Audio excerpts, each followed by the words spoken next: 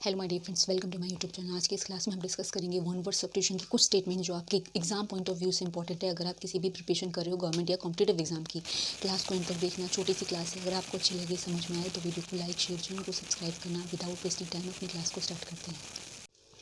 So my dear friend, जो आज class का सबसे पहली जो स्टेटमेंट है वो है आपकी to cut something into two pieces. अगर कभी ऐसी स्टेटमेंट आए किसी भी चीज़ को टू कट समथिंग और to cut anything into two pieces, यानी किसी भी चीज़ को दो टुकड़ों में या दो भागों में विभाजित, या इसको बोलते हैं ना डिवाइड करना, आप क्या कहेंगे? कभी भी ऐसी स्टेटमेंट आए तो इसको हम बाइफर्केट कहते हैं। Bifurcate means to cut something into two pieces या to cut anything into two pieces. ठीक है, to cut something into two pieces यानी होता है बाइफर्केट करना।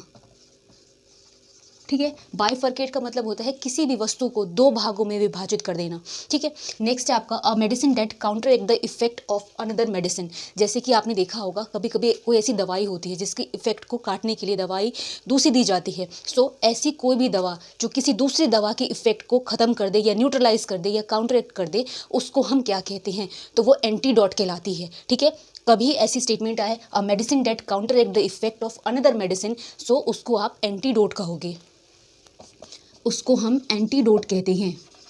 नेक्स्ट है expert in any skill of hand. जैसे कि आपने देखा होगा कई लोग हाथ की कला में कुशल होते हैं, सो आप उनको क्या कहेंगे? सो वो होते हैं artisan. Artisan means an expert in skill of hand, यानी जो होते हैं ना, जैसे कोई भी हस्तशिल्प में या कोई भी ऐसी कारीगरी जो हाथ से करी जाए वो आर्टिसन कहलाते हैं। ठीक है, जिसको हम आर्टिसन कहते हैं।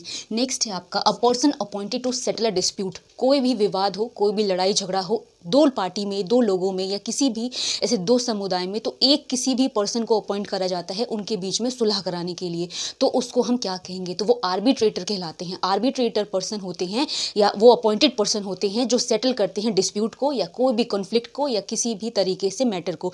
ठीक है, तो आर्बिट्रेटर वो कहलाते हैं। ठीक है, a person appointed to settle a dispute is known as arbitrator. ठीक है, अब देखो आगे की statements. The next statement is a severe snowstorm with high winds and low visibility. जैसे आपने देखा होगा कई ऐसे हिल स्टेशन है या कोई ऐसी ठंडी जगह है जहाँ पर बहुत ज़्यादा बर्फबारी होती है, जहाँ विजिबिलिटी नहीं होती। ठीक है, लो विजिबिलिटी होती है, तो उस जगह को या उस परिस्थिति को हम कहते हैं ब्लिजर्ड। ठीक है, उसको हम क्या कहते हैं? ब्लिजर्ड कहते हैं।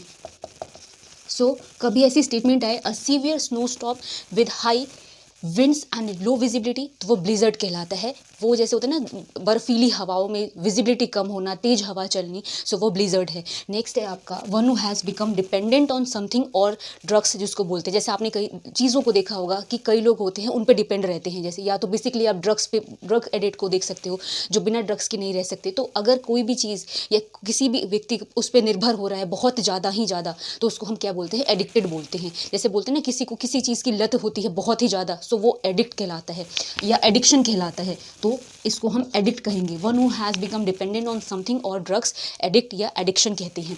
नेक्स्ट है आपका person who conducts auction. Auction means होती है नीलामी, जिसको हम बोलते हैं ना, जैसे आपने सुना होगा कि मान लो कोई कर्ज नहीं चुका पा रहा, सो आप उसकी प्रॉपर्टी या फिर आपने सुना होगा कि नीलाम कर दी गई, सो जो ऑक्शन करवाता है वो ऑक्शनर कहलाते हैं, यानी जो नीलामी करवाने वाले ऑक्शनर कहलाते हैं। एंड ऑक्शन मीन्स होता है नीलामी करना।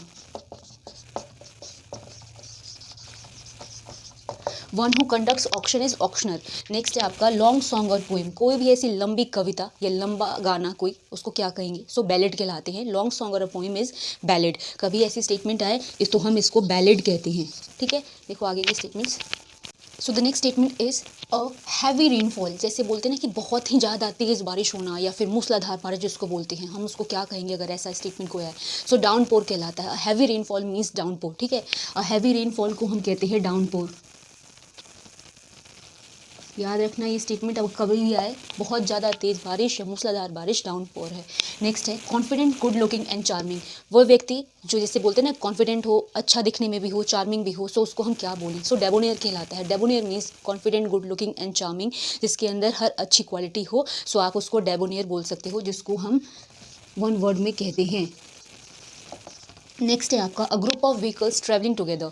जैसे आपने देखा होगा कोई भी ऐसा वीआईपी जा रहा है या फिर कोई ऐसी पर्सनैलिटी है जिसके साथ में गाड़ियों का जत्था जाता है। जैसे होता है ना कि एक साथ में कई सारी गाड़ियों का निकलना, सो आप उसको क्या कहेंगे? वो कहता है कैरावन। कैरावन मीन्स होता है a group of vehicles travelling together, या फिर जैसे बहुत सारी गाड़ियों का एक साथ ट्रैवल करना, वो कैरावन है। सो आप इसको कहेंगे कैरावन।